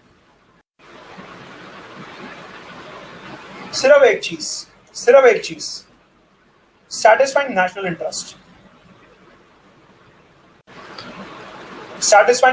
इंटरेस्ट। ये कीवर्ड आपको लिखना है। नॉन अलाइनमेंट का मतलब ये नहीं कि हम इक्विडिस्टेंट हैं। नॉन अलाइनमेंट का मतलब इक्विडिस्टेंट होता ही नहीं है। नॉन अलाइनमेंट का मतलब है जहां इंटरेस्ट वहां हम, जहां पे इंटरेस्ट वहां पे हम, ये मतलब होता है नॉन अलाइनमेंट का। लोग यूजुअली क्या करते हैं, मैं स्पेशल क्लासेस वगैरह में देखता हूँ, नॉन अलाइनमेंट का मतलब क्या कहते हैं कि हम दोनों से बराबर हैं। गलत है वो। नॉन अलाइनमेंट का मतलब दोनों से बराबर नहीं होता। नॉन अलाइनमेंट का मतलब है जहां हमारा इंटरेस्ट वहां हम, चाहे रशिया हो, चाइना हो, जापान हो, यूएस हो, ईरान हो, सऊदी हो, कोई भी हो, जहां हमारा नेशनल इंटरेस्ट वहां हम। नॉन अलाइनमेंट कि हमने सबसे ऐसे रिलेशन बना के रखे हैं कि जहां इंटरेस्ट सेटिस्फाई हो वहां जा सकते हैं। अगर कल को यूएस ब्लॉक ज्वाइन कर लिया तो चाइना के पास नहीं जा सकते। कल को चाइनीज ब्लॉक ज्वाइन कर लिया तो जापान के पास नहीं जा सकते। नॉन अलाइनमेंट का मतलब है दरवाजे खुले रखना, जिससे कि जब नेशनल इंटरेस्ट पड़े हम उस देश के साथ कोऑपरेट कर सके। और ये कमजोर देशों की निशानी नहीं होती, ये पीस लविंग देशों की निशानी होती है, ये रूल बेस्ड कंट्रीज की निशानी होती है। That we are a responsible global power for a reason, and this is the reason.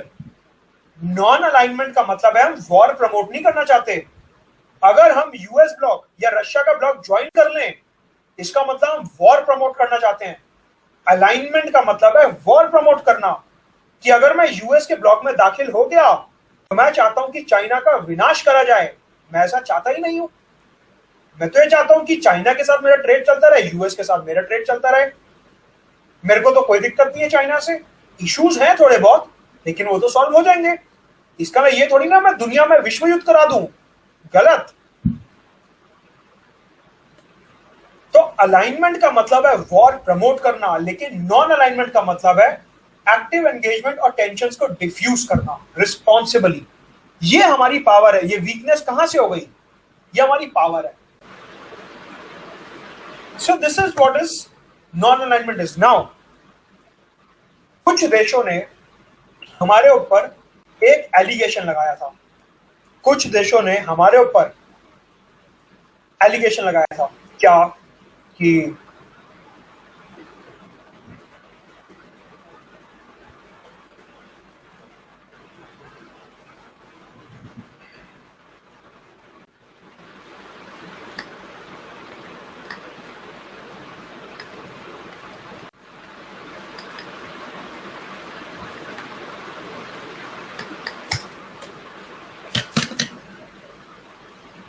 that by following non-alignment, that by following non-alignment, by following non-alignment, India अपना खुद का एक थर्ड पावर ब्लॉक बनाना चाह रहा है। ये तो स्टेटमेंट ही गलत है। अगर हमारे को पावर ब्लॉक बनाना होता तो अभी तक बना लिया होता। कहां है पावर ब्लॉक? ये पॉलिसी नॉन अलाइनमेंट की हम 1947 से फॉलो कर रहे हैं, 70 साल हो गए, अभी तक ब्लॉक नहीं बन पाया। तो ये तो ऐसी रिजेक्ट हो गई पॉलिसी, ये तो ऐसी पॉइंट रिजेक्ट हो गया कि पिछले 70 सालों में जब हमने कोई ग्रुप नहीं बनाया तो अभी कहां से बन जाएगा। No such group is there. हमारा कोई इंटेंशन नहीं है तीसरा ग्रुप बनाने का। We have no such intention of creating any separate power block. No, India always believes in a multipolar world order, लेकिन हम कोई ब्लॉक पॉलिटिक्स का पार्ट नहीं है। ब्लॉक पॉलिटिक्स का मतलब होता है दूसरे ब्लॉक्स को खत्म करना। ब्लॉक पॉलिटिक्स का मतलब होता है दूसरे ब्लॉक्स को खत्म करना। हम किसी को खत्म नहीं करना चाहते। We are not rival to any blocks. हम किसी ब्लॉक को खत्म नहीं करना चाहते। हम चाहते हैं कि मल्टीपोलर वर्ल्ड ऑर्डर बना रहे, सब साथ मिलकर रहें, rule based world order.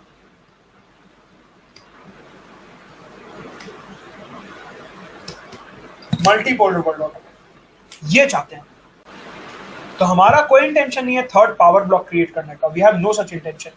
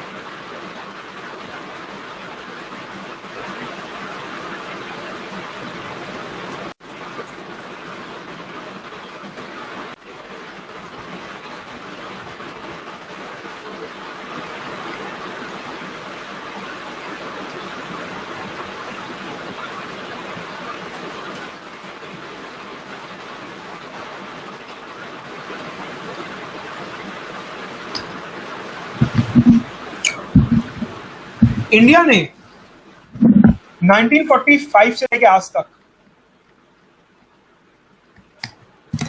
India ने 1945 से लेकर आज तक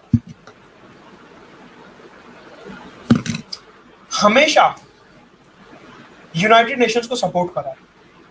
इंडिया ने 1945 से लेकर आज तक हमेशा यूनाइटेड नेशंस को सपोर्ट करा है। ठीक है, इंडिया का यह मानना था कि देखिए, अगर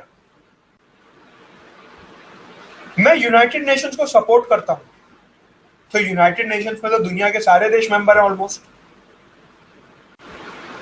तो क्या होगा कि अगर दो देश लड़ रहे हैं, US Russia, US China, China Japan, अगर दो देश लड़ रहे हैं तो यूनाइटेड नेशंस कोशिश करेगा कि वो दो देश ना लड़ें।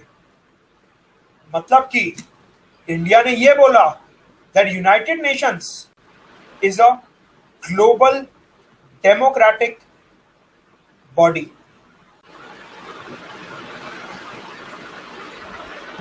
That United Nations is a global democratic body. यहां पे रूल बेस्ड है, सब कुछ रूल्स बनाए गए हैं, सब कुछ रूल्स के हिसाब से होता है। तो अगर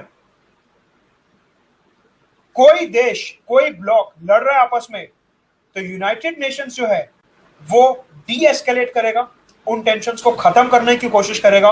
एंड हेंस आप ये बोलोगे कि जो इंडिया ने यूनाइटेड नेशंस ज्वाइन करा, that was because United Nations हमारे को नॉन अलाइनमेंट फॉलो करने में हेल्प कर सकता है और United Nations multipolar world order follow करने में हमारी मदद कर सकता है।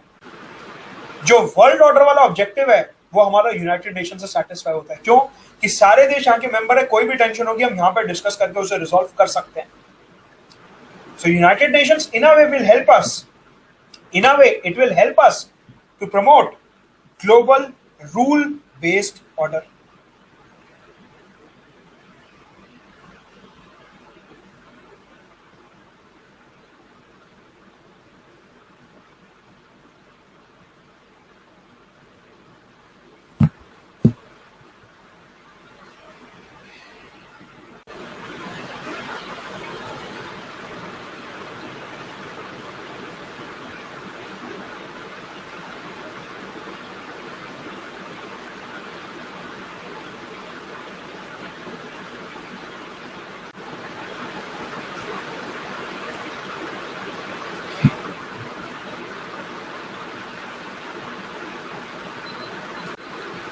ये है हमारी non alignment. Is this crystal clear?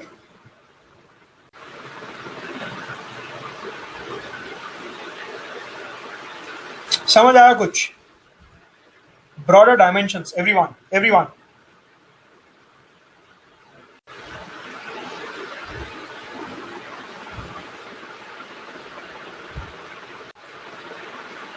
Current affair से लिंक हुआ आज वाले?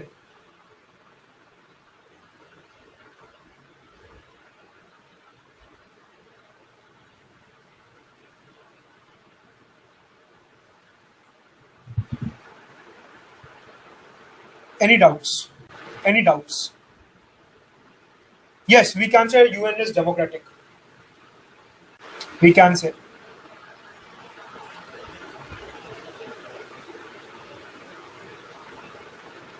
अभी बहुत कुछ समझ आएगा, अभी बहुत कुछ समझ आएगा। मेंस में एक भी आंसर, एसए में एक भी क्वेश्चन, इंटरव्यू में एक भी क्वेश्चन नहीं छूटेगा, पर्सनल गारंटी है। मतलब मेंस में आईआर का, एसए में आईआर का और इंटरव्यू में आईआर का जो भी सवाल आएगा वो नहीं छूटेगा। ये रिटर्न में पर्सनल गारंटी है, नहीं छूटेगा। प्रोवाइडेड साथ के साथ अखबार आप पढ़ते जा रहे हो बस, और कुछ नहीं करना, कोई किताब नहीं करनी, कुछ नहीं करना, सिर्फ लेक्चर और अखबार। ये वाली बात इंडिया यूएस में बताऊंगा सागर, उसे एक ही मानो आप, उसे एक ही मानो। नहीं, नॉन अलाइनमेंट मैंने आपको इतने सारे एस्पेक्ट बताया ना, एक्टिव एंगेजमेंट और ये सब नहीं। यही एनोटेशन से डाउनलोड करो PDF.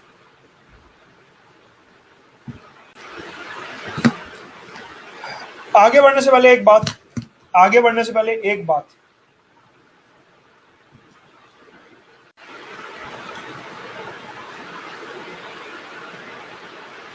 Yes correct Satyam, correct.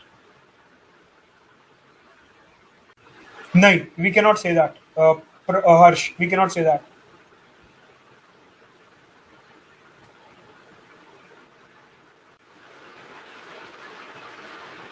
हाँ कर सकता है, कर सकता है केशव, कर सकता है।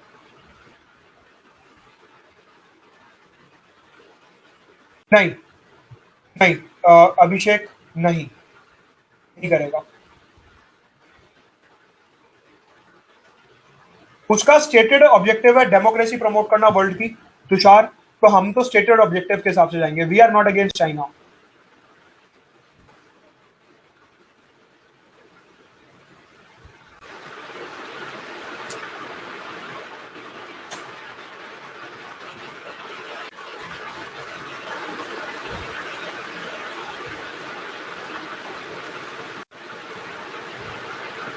नॉन अलाइनमेंट वायलेट कहां से हुआ? ईरान में चाबार पोर्ट तो हमारा चल ही रहा है। रियल बेनिफिट ज्वाइन करने के बाद ही पता चलेगा, अभी ऐसे स्पेक्यूलेट नहीं कर सकते।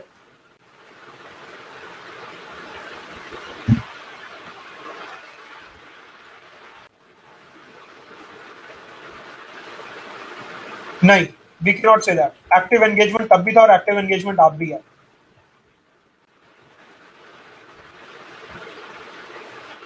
Yes you can say that.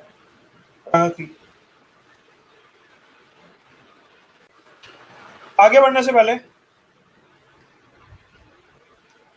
आगे बढ़ने से पहले for the last time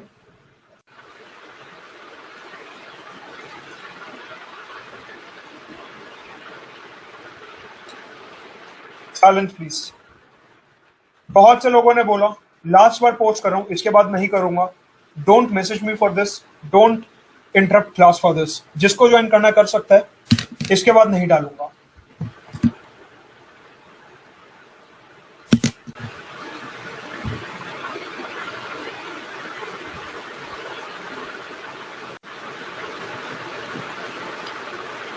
course में कुछ समझ आ रहा है, कोर्स में कुछ समझ आ रहा है।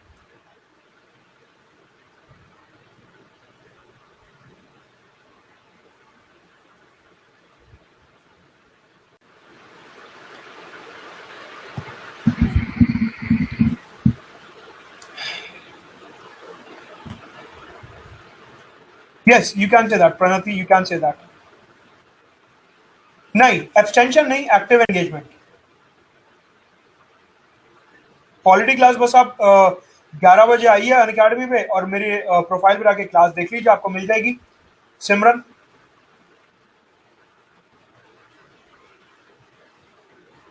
नहीं, ये एनोटेशन वाला डाउनलोड करिए। रिड्यूस नहीं हो रहा है, इंक्रीज हो रहा है। बीच में मीटिंग्स में नहीं गए थे, अभी वर्चुअल समिट एड्रेस करा है, तो रादर इंक्रीज हो रहा है, रिड्यूस नहीं हो रहा। आगे आने वाली क्लासेस में बताऊंगा कैसे इंक्रीज हो रहा है, बताऊंगा।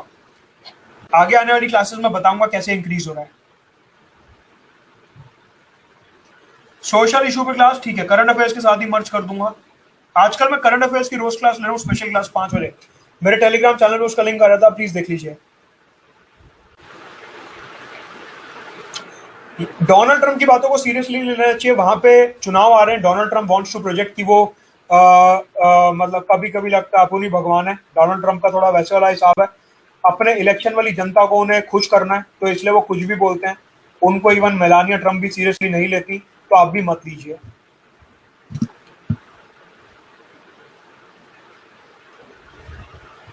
बाकी पढ़ाई वाली बात जो थी, मॉस्को तो वैसे ही किसी को पढ़ने नहीं भेजना चाहिए, कारण आपको पता है क्यों। इसलिए मैंने मॉस्को में पढ़ाई का एग्जाम्पल नहीं दिया। सो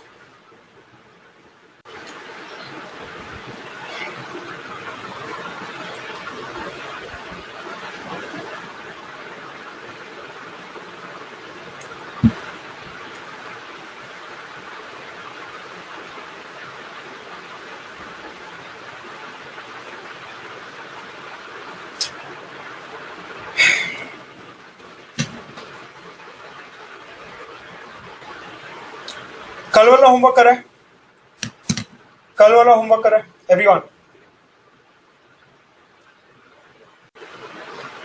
आज मेरे को थोड़ी ज्यादा खुशी मिली। आज कल मैंने क्लास में सिर्फ 2 या 3 लोगों को ब्लॉक करा, आज मैंने 7-8 लोगों को ब्लॉक करा। मेरे को काफी अच्छा लगा कि मेरा स्कोर कल कम हो रहा था, आज बढ़ गया। I am happy about it. So keep talking in between, मेरे को अच्छा लगता है। आज 7-8 था, सो बीच में बोलते रहो।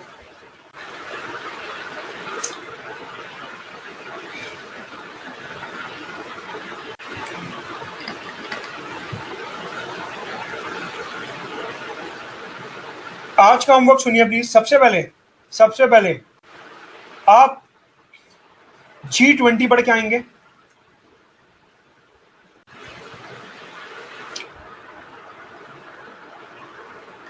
G20 पढ़ के आएंगे, साथ के साथ सार्क पढ़ के आएंगे, क्योंकि इंडिया पाकिस्तान शुरू होने वाला है बहुत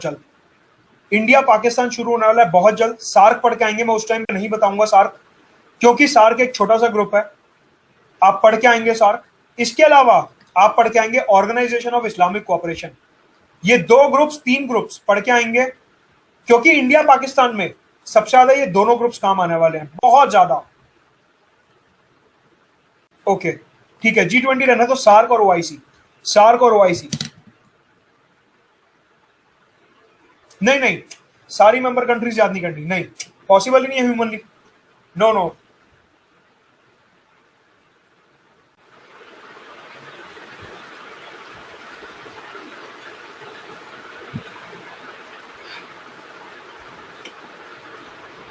बताऊंगा धीरे धीरे, अभी सब आएगा। हितेंद्र, देखिए ग्रुप में क्या पढ़ना है समझिए। कंट्री याद नहीं करनी, कंट्री याद नहीं करनी। देखिए ग्रुप में क्या है उस पे आऊंगा, याद तो हो ही नहीं सकता ना। देखिए समझिए समझिए, साइलेंस साइलेंस, आखिरी में जाते आते मेरा स्कोर मत बढ़ाओ, साइलेंस। सो रुक जाओ, समझो बात।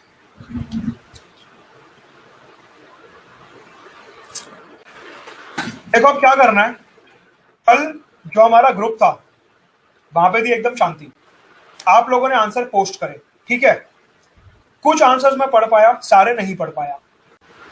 जैसा मैं पॉलिटी वाले ग्रुप में करता हूं वही यहां पे करेंगे। क्या क्वेश्चन डालूंगा मैं, आप लोग आंसर पोस्ट करेंगे, ध्यान से सुनना एकदम। अब क्या होगा, फॉर एग्जाम्पल प्रशांत या फॉर एग्जाम्पल ऋषभ, एग्जाम्पल यहां पे क्योंकि आप सब लोग सेम लेक्चर फॉलो कर रहे हो, सेम अखबार फॉलो कर रहे हो और सेम नोट्स फॉलो कर रहे हो जो क्लास नोट्स हैं, तो मतलब कि आपका माइंडसेट जो अभी कहीं ना कहीं सेम है। यहां पे आप क्या कर सकते हो, एक दूसरे के आंसर्स ग्रुप में ही देख सकते हो, पढ़ो, पहले शांति से पढ़ो। अगर लगता है कोई गलती है बस उसे रिप्लाई करके हाईलाइट कर दो कि आपके आंसर में मेरे को ये गलती लगती है। अब इसका मतलब ये नहीं कि पूरा दिन वहां पे यही करते रहो, अपनी पढ़ाई खराब नहीं करनी। जो कोई सिग्निफिकेंट मेजर मिस्टेक लगती है या कोई स्ट्रक्चरल एरर लगती है या कोई डिप्लोमेटिक एरर लगती है वो आप हाईलाइट आपस में कर सकते हो। आज से धीरे धीरे ये शुरू हम कर सकते हैं। ग्रुप का लॉकडाउन इस तरीके से धीरे धीरे खोला जाएगा। बात समझ आती है, समझ आ रहा है कैसे प्रोसीड करेंगे धीरे धीरे। How to make group more relevant, उसको रेलेवेंट कैसे बनाएंगे ज्यादा। कल तो क्या था, सिर्फ आंसर पोस्ट कर दिए, आज एक स्टेप आगे बढ़ेंगे।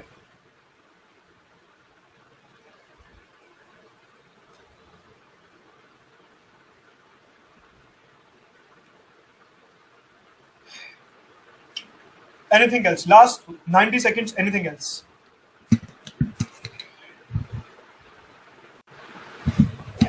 कोई feedback to improve the course.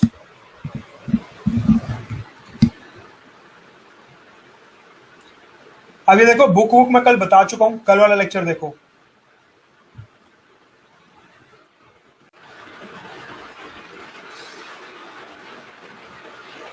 Science and take अभी तो खत्म किया है।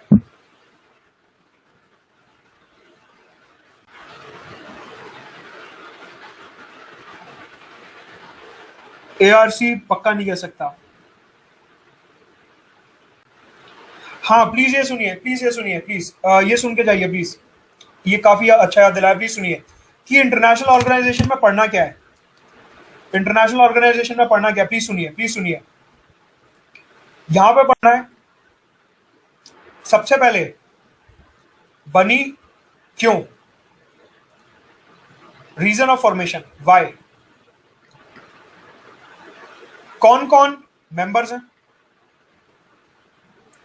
और कब बनी।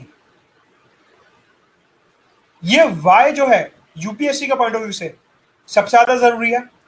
अगर कोई छोटे मोटे एग्जाम की तैयारी कर रहे हो, स्टेट पीसीएस एसएससी वगैरह, वहां पे ये दोनों चीजें ज्यादा जरूरी है। एसएससी स्टेट पीसीएस में ये दोनों ज्यादा जरूरी है, यूपीएससी में ये ज्यादा जरूरी है। तो अपनी अप्रोच, अपनी प्रायोरिटीज सेट करके पढ़ना कि कैसे पढ़ना है। मिलते हैं कल और आधे घंटे बाद पॉलिटी के लिए। Bye bye.